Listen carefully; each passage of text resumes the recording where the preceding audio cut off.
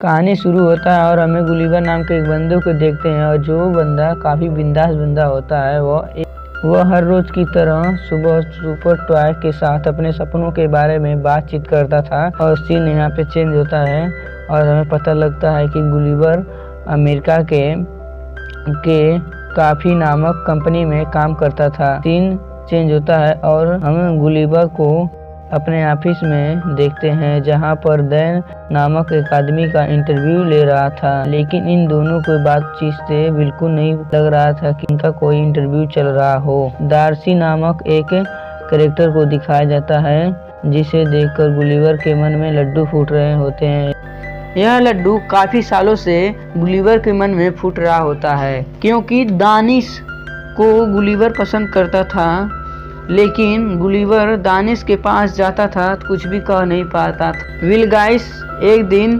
Then के office में Gulliver chill कर रहा होता है और दैन आकर गुलिवर को बताता है कि उसका प्रमोशन हो चुका है, अब उसका सीनियर बन गया है। यह सुनकर गुलिवर को बहुत ही बुरा लगता है क्योंकि वह 10 सालों से काम कर रहा था, उसे किसी का भी परवाह नहीं। दैन कहता है कि और तुम्हारा इसी नेचर के कारण डार्जी को भी अपने दिल के बात बोल नहीं पाते हो। दैन वहां से चला जाता है। यह सारी बातें सुनकर गुलिवर को बहुत ही बुरा लगता है। अब कोई ऑप्शन नहीं था और इस बात को सोचते सोचते ऑफिस में बाहर जाने लगता है, लेकिन वह देखता है कि ऑफिस में दानिश अकेले काम कर रही थी। अब ऑफिस में कोई नहीं था तो अपने दिल के बात बोलने के लिए जैसे ही केबिन में जाता है वैसे ही फिर डर जाता है और वहां से कुछ नहीं बोल पाता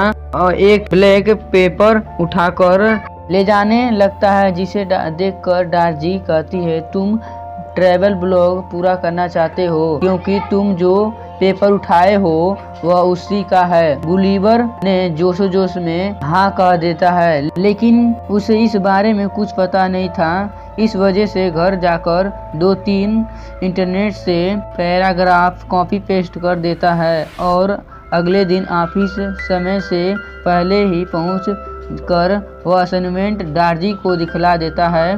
अब डार्जी उसी राइटिंग स्किल देखकर हैरान हो जाती है क्योंकि वह नहीं जानती थी कॉपी पेस्ट वाला मामला है। और डार्जी गुलिवर से कहती है कि तुम इतना जानते हो तो क्यों नहीं बारामुंडा ट्रायंगल जाते हो। जिसे नहीं पता तो मैं बता दूं कि बारामुंडा ट्रायंगल नॉर्थ अमेरिका के बहुत छोटे से शहर जिसे 70% हिस्सा समुद्र है और समुद्र के आसपास जो भी प्लेन वह अचानक से गायब हो जाते हैं। यह रात किसी को मालूम नहीं चला कि यह सारा सामान कहां पर गायब हो जाता है। उसे डेविल ट्रायंगल के नाम से बुलाते हैं। अब उस बारमुंडा ट्रायंगल में गुलिवर भी जाने वाला है। वहां पहुंचने पर उसे एक आदमी मिलता है जिसे डार्जी ने हायर की होती है। वह आदमी एक बोट के पास ले जाता है और कुछ ही के बाद वह बोट और उस बोट से निकल जाता है और वह एक प्रोबेबिलिटी किताब पढ़ता है और वहीं मजे सो जाता है। जब उसका आँख खुलता है उसके सांसें अटक जाते हैं जो कि समुद्र में बहुत ही बड़े लहरें उठ रहे थे और साथ एक समुद्री टोर्नेडो उसी की ओर आ रहा था। वह बोट को पकड़ लेता है और वह टोर्नेडो उसी में अंदर समा जाता है। स्क्रीन ब्लैक हो जाता है जब उसका और अपने सर उठाता है तो उसे अपने ऊपर बहुत छोटे इंसान दिखाई देते हैं और उसी में से एक आदमी अपने को कमांडर लिलीपुट बताता है और थोड़े ही समय के बाद लिलीपुट के राजा के पास उसे ले जाया जाता है। वह जाकर उसे पूछते हैं कि तुम यहाँ क्या करने आए हो। गुलिवर कहता है कि मैं एक आम इंसान हूँ और यह मुझे नहीं पता कि मैं कहाँ पे हूँ। उसके यह सब बातें सुनकर प्रिंसेस को अपने उस पे दया आ जाता है और उसके साथ इतना बुरा बर्ताव क्यों किया जा रहा है, लेकिन कमांडर बताता है कि यह कोई हमारे दुश्मन का कोई जासूस हो सकता है, वही लोग ने इसे यहाँ पर भेजा होगा। यह बात सुनकर राजा बहुत डर जाते हैं और कहते हैं कि इसे लिलीपुट के सबसे खतरनाक जेल में डाल दिया जाए। लोगों के लिए यह बहुत बड़ा जेल था, लेकिन गुलिवर के लिए यह थोड़े से ही जगह था। उस जगह को देखकर लग रहा था कि किसी समय यहाँ पे बहुत सारे लोगों को बंदी बनाया गया है। तभी गुलिवर को एक आवाज़ सुनाई देता है और गुलिवर को होराइडो नामक एक कैदी मिलता है जो उसे कहता है कि मैं तुम्हारा दर्द समझ सकता हूँ। मैं पूरे लिलीपुट में सबसे लंबा इंसान था और मेरी गलती यह थी कि मैं राजा की बेटी से प्रेम कर बैठा, और जब यह बात कमांडो को पता चला तो वह मुझे बंदी बना लिया, क्योंकि कमांडर राजा की बेटी का प्रिंसेस था। सुनकर गुलिवर को बहुत ही बुरा लगता है।